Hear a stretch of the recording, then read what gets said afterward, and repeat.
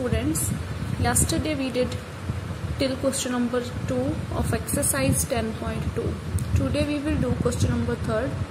Question number 3 is, if tangents PA and PB from a point P to a circle with center O are inclined to each other at an angle of 80 degree, then PAO equals to MCQ type question आप देखना भी POA angle की बनता। हुण देखो सब तो पहला तो आप डायग्राम बनावांगे। हुण आपां नूं दिता होया आ सर्कल विद सेंटर O, तो आप की करदे एक सर्कल ड्रॉ कर लेने आ जिहदा सेंटर की आ O।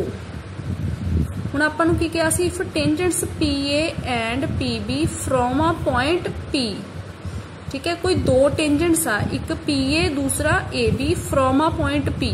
हुण जिहड़ा P पॉइंट आ सर्कल तो बाहर होएगा फिर ही टेंजेंट बन गए, तो लेट कर लेने आ कि इत्थे पॉइंट आ P।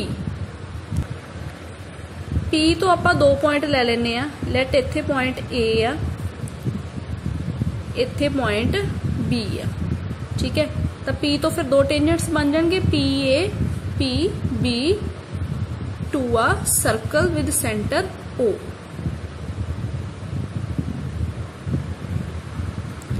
PA हो गया,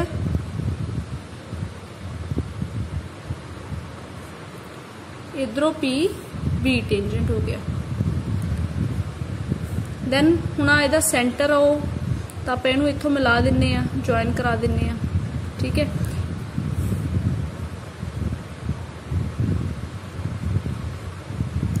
तो इतों हुण OA ते OB की आ गए अपने रेडियस। हुण आपां फाइंड की करना, एंगल POA, ठीक है।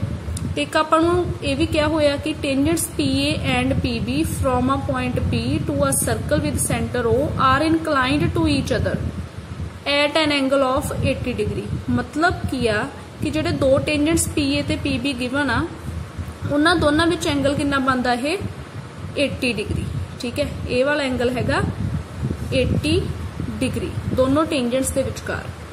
आपां फाइंड की करना एंगल POA, तो हुण POA फाइंड करना, तो इत्थों P नूं आपां O ना ज्वाइन कर दिन्ने आ, तो POA मीनस ए वाला एंगल मैं फाइंड करना, राइट। हुण देखो इहदे विच बच्चे मैं की करना, आपां इन्हां दोनों ट्राइंगल्स नूं कॉन्ग्रुएंट प्रूव कर देना, सिमिलरली जिवें आपां थ्योरम दे विच कीता सी। क्लीयर, इन्हां दोनों ट्राइंगल सब तो पहला सिमिलर प्रूव करते हैं। इन ट्राइंगल POA सिमिलर नहीं, सॉरी, कॉन्ग्रुएंट प्रूव करांगे। In triangle POA and triangle POB, ठीक है। फर्स्ट ट्राइंगल ले ली, सैकेंड ट्राइंगल ले ली, ठीक है। दोनों नूं कॉन्ग्रुएंट प्रूव करांगे। सॉरी गलती ना बोलिया गया मेरे तो, आपां इन्हां नूं कॉन्ग्रुएंट प्रूव करांगे। हुण देखो POA ट्राइंगल दे विच की आएगा,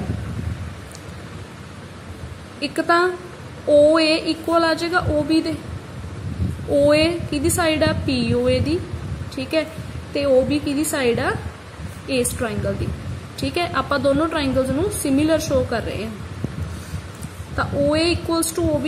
इहदा रीजन की आऊगा, बोथ रेडियाई। हुण आपां नूं पता ए एंगल नूं लेट कर लो 1, इहनूं लेट कर लो 2, ठीक है। हुण एंगल 1 90 होऊगा, एंगल 2 भी की होऊगा 90, क्यों, बाय 10.1 थ्योरम, ठीक है। Tangent at any point is perpendicular to the radius through the point of contact. तुसीं इत्थे स्टेटमेंट ही लिखोगे, तो angle 1 equals to angle 2 both 90 degree. हुण आपां तीसरी चीज कॉमन ले लेने आ, OP equals to PO common, ठीक है। तुसीं ये RHS ना भी कर सकते हो, अदरवाइज आपां थ्योरम प्रूव कीती है भी एक्सटर्नल पॉइंट तो टेंजेंट्स की लेंथ इक्वल हुंदी है, तो तुसीं इत्थे इहनूं यूज कर सकते हैं PA इक्वल्स टू PB, फिर तुहाडा इवें भी आ सकता, ठीक है। तो बाय RHS रूल तीन चीज़ां बहुत होंदियां अपने कोल, ठीक है। तो कल भी मैं तुहानूं दस्सिया सी, या तो इत्थे लिख लो राइट एंगल ट्राइंगल्स, अदरवाइज फिर इत्थे नहीं लिख रहे तुसीं राइट एंगल ट्राइंगल, तो angle 1 equals to angle 2 show करना पेगा। By RHS rule triangle POA congruent triangle POB, ठीक है। दैन हुण बाय CPCT देखो आपां की करना, जिहड़ा आ एंगल आ इस उपर वाले ट्राइंगल दे विच आ रहा, इहनूं 3 लैट कर लो, इस एंगल नूं 4 लैट कर लो, ठीक है। तो हुण थर्ड एंगल आ जिहड़ा 3 एंगल उपर वाली ट्राइंगल च, 4 एंगल नीचे वाली च, तो एंगल 3 इक्वल्स टू एंगल 4 किवें आ जाएगा बाय CPCT। अगर दो ट्राइंगल्स कॉन्गुरेंट आ तो उन्हां दे कोरसपोंडिंग पार्ट्स आ जिहड़े कॉन्गुरेंट ट्राइंगल्स दे ओह की हुंदे आ इक्वल। तो हुण थर्ड एंगल इस ट्राइंगल दा एंगल सी, फोर्थ इस ट्राइंगल दा एंगल सी, तो दोनों इक्वल आ गए बाय CPCT। ये काम तुसीं 9th च भी कीता ते थ्योरम च भी आपां कीता। थ्योरम च आपां की कीता सीगा, इत्थे CPCT तो PA बराबर PA लिख लिया सीगा, पर इस क्वेश्चन दे विच मैनूं ए एंगल नूं दी लोड़ सीगी इक्वल करन दी, तो इस लई मैं की लिखता एंगल 3 इक्वल्स टू एंगल 4। हुण देखो जिहड़ा पूरा एंगल सीगा आपां नूं APB कितना गिवन सीगा 80 डिग्री, ठीक है। अगर कोई पूरा एंगल 80 है, ठीक है, तो मैं उहदा हाफ हाफ मतलब अद्धा अद्धा इक्वल आ गया, मतलब उहदा हाफ हाफ पार्ट च बाइसेक्ट हो गया, इट मीनस वो तो इधर भी 40 बचूगा, फिर इधर भी कितना बचूगा 40, ठीक है। इधर भी 40 डिग्री बचू, इधर भी कितना बचूगा 40 डिग्री, क्योंकि टोटल एंगल 80 सी, जो अद्धा अद्धा होके वो इक्वल आ गया, इट मीनस अद्धा उधर रह गया अद्धा उधर, तो थर्ड एंगल 3 कितना आ गया 40 डिग्री। तो दैन अगे बहुत ईजी काम आ, एंगल 3 अपने कोल कितना आ गया 40 डिग्री, ठीक है। एंगल 1 हैगा अपने कोल, इनू आप एंगल 5 लैट कर लेने, ठीक है। आप ही एंगल फाइंड करना ना POA, तो सो हुण आप उपर वाली ट्राइंगल लेने आ, इन ट्राइंगल इत्थे इवें भी लिख दो एंगल 4 भी ये 40 डिग्री ही होगा, ठीक है। तो इन ट्राइंगल POA, हुण किसी ट्राइंगल दे विच सारे एंगल्स का सम कितना हुंदा 180 डिग्री। तो हुण देखो उपर वाली ट्राइंगल च किहड़े किहड़े एंगल आ 1, 3 एंड 5, तो angle 1 plus angle 3 plus angle 5 तिना दा सम की आ जाएगा 180 degree. Angle 1 plus angle 3 plus angle 5 equals to 180 degree. Again वही रीजन एंगल सम प्रॉपर्टी, अगर किते भी तुसी रीजन नहीं लिखते तो थोड़ा हाफ मार्क्स कट हो जाना। ऑलराइट, याद रखना आप आ वाली उपर वाली ट्राइंगल दे एंगल ले ले, एंगल 1, 3 ते 5। हुण देखो एंगल 1 तुहाडे कोल कितना 90 डिग्री, ठीक है। एंगल थर्ड कितना एंगल थर्ड 40 डिग्री, ते एंगल फिफ्थ आपां फाइंड करना, ठीक है। 90 ते 40 कितना आ गया इत्थे 130 दूजी साइड जाके माइनस हो जाएगा राइट साइड जाके, ठीक है। तो एंगल 5 तुहाडा की आ जाएगा 180 माइनस 130 50 डिग्री आ जाएगा। सो ये तुसी अपने आप कंप्लीट करना। Next question number 6, sorry question number 6 नहीं, क्वेश्चन नंबर 4।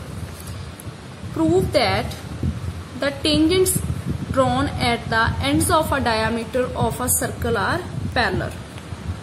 बहुत इजी क्वेश्चन है, इंपॉर्टेंट भी है। Prove that the tangents drawn at the ends of diameter, तो सब तो पहला आप एक सर्कल बना लेने हैं, ठीक है। लैट कर लेने हैं कि ओदा की है सेंटर, ठीक है। हुण आपां टेंजेंट्स कित्थे बनाने आ, tangents drawn at the ends of diameter. हुण डायमीटर ले लिए, ठीक है। हुण आपां मैं इत्थों ओ तो लैके जिधर मर्जी इधर लाइन खिंचदा, ठीक है, वो तुहाडा की होगा रेडियस, ठीक है। चे इधर नूं खिंचां, चे इधर नूं लाइन ड्रॉ करदा, चे इधर नूं, ठीक है। रेडियस का डबल मतलब ये की हो गया तुहाडा डायमीटर, ठीक है। डायमीटर वो कॉर्ड आ जिहड़ी सेंटर विचों दी पास करती है। तो आपां इहनूं पॉइंट्स नूं नेम दे दिंने, इधर A इधर B, ठीक है। हुण आपां नूं की क्या, prove that the tangents drawn at the ends of diameter, मतलब जिहड़े टेंजेंट्स आ डायमीटर दे एंड ते ड्रॉ कीते आ, ठीक है। तो इहदा मतलब ए की होगा इत्थे पॉइंट ऑफ कंटैक्ट, ठीक है। एक टेंजेंट इहदे विचों दी पास हो जाऊगा ते दूजा टेंजेंट आ जिहड़ा बी विचों दी पास हो जाएगा। क्लीयर। तो ये अपनी डायग्राम बन गई। हुण आपां प्रूव करना, इनू नेम दे दिन्ने आ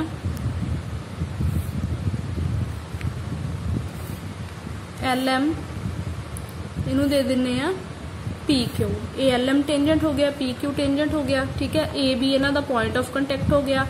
also AB is a end of diameter. आपां नूं कहा सी कि प्रूव करो जिहड़े टेंजेंट डायामीटर दे एंड ते ड्रॉ कीते ओ दोनों की आ पैरेलल। तो हुण सब तो पहला गिवन, जदों भी कोई चीज़ प्रूव करने वाला क्वेश्चन आता तो पहला गिवन लिख लो, टू प्रूव लिख लो। गिवन च की सी a circle with centre O, ठीक है,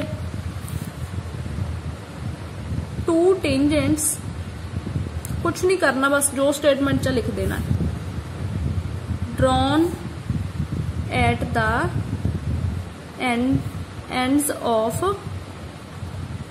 diameter। तो प्रूव आपां इहदे विच की करना, LM पैरेलल PQ, भी जिहड़े दोनों टेंजेंट आ की चाहिए आपां नूं पैरेलल। हुण देखो तुसी 9th क्लास च पढ़िया होया, जे दो लाइनस नूं पैरेलल शो करना, ठीक है, या तो को इंटीरियर एंगल्स नूं सप्लीमेंटरी दिखा दो ते या फिर अल्टरनेट इंटीरियर एंगल्स इक्वल दिखा दो। हुण देखो यही चीज मैं इत्थे यूज कर दी हां, ए एंगल ले लो इधरों, एक इधर वाला ले लो ओपोजिट, ठीक है। इनू एंगल नू 1 का नेम दे दो, इनू 2 का नेम दे दो। एंगल 1 किहदे इक्वल होगा, 90 दे, ठीक है। Tangent at any point is perpendicular to the radius through the point of contact. तो एंगल 2 भी की आ जाएगा 90। दोनों वाले रीजन तुसी लिख लेना बाय थ्योरम 10.1, ठीक है। हुण देखो एंगल 1 भी 90 आ गया, एंगल 2 भी 90 आ गया, कि ये अल्टरनेट इंटीरियर एंगल नहीं है। दो लाइन्स ये ट्रांसवर्सल आ, ठीक है। तो आए एंगल किहड़े हुंदे सी, अल्टरनेट इंटीरियर एंगल्स। फर्क की है, इत्थे जिहड़ी ट्रांसवर्सल लाइन है बिल्कुल सीधी है तो वही चीज़ है, ठीक है।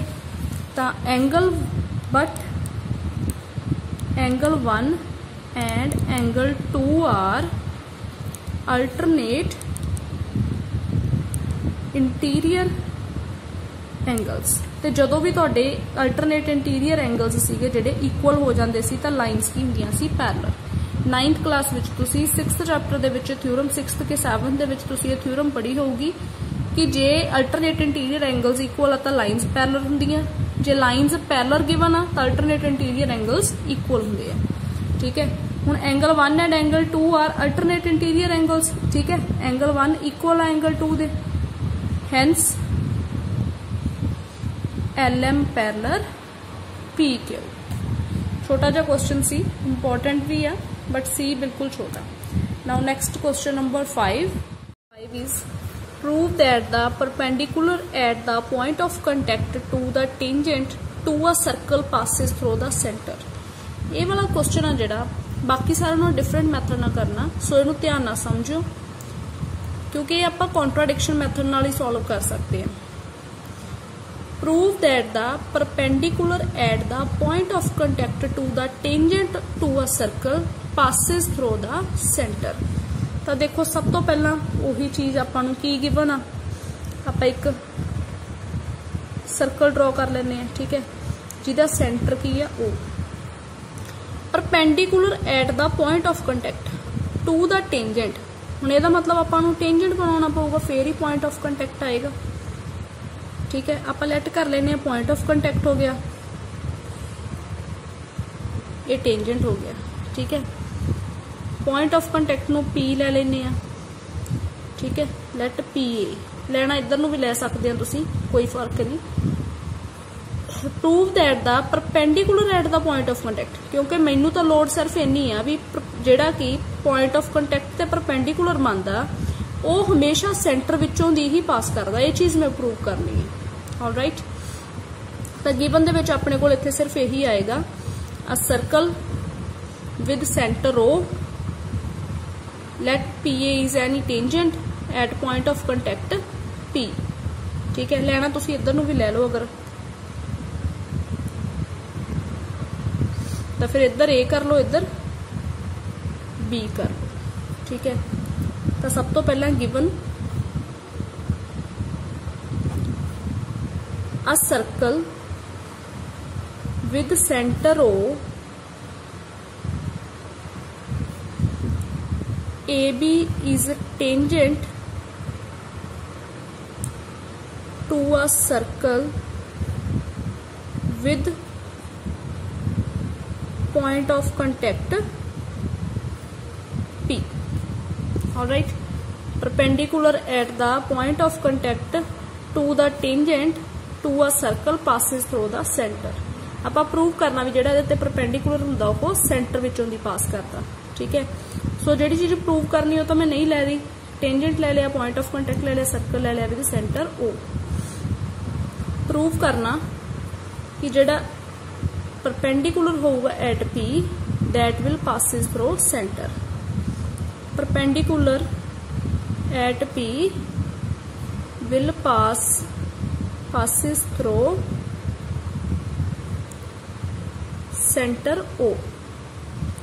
तो मैं थोनू ऑलरेडी दस चुकी हूँ भी ये वाला क्वेश्चन आप जो कॉन्ट्राडिक्शन मैथड ना करना। कॉन्ट्राडिक्शन मैथड की होंगे, जो चीज़ आप प्रूव करनी होंगी आप उल्ट मन के चलना होंगे।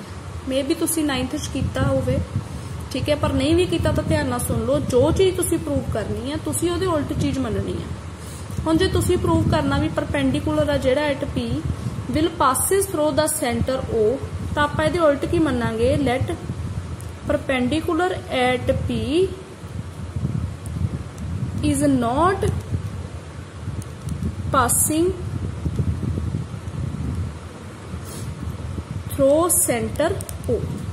आप लेट कर लिया भी जेड़ा परपेंडिकुलर आ P दे उपर वो पास नहीं करता सेंटर O चों। लेट आप लेट कर लिया भी किसी होर पॉइंट चों पास करता, let it passes through O dash. ठीक है, इधर साइड ते आप ले लेने O डैश, तो हुण ज्वाइन कर देने आप O डैश P नूं। ठीक है, ठीक है, ज्वाइन O डैश P ते OP नूं भी आप की आ ज्वाइन कर देने।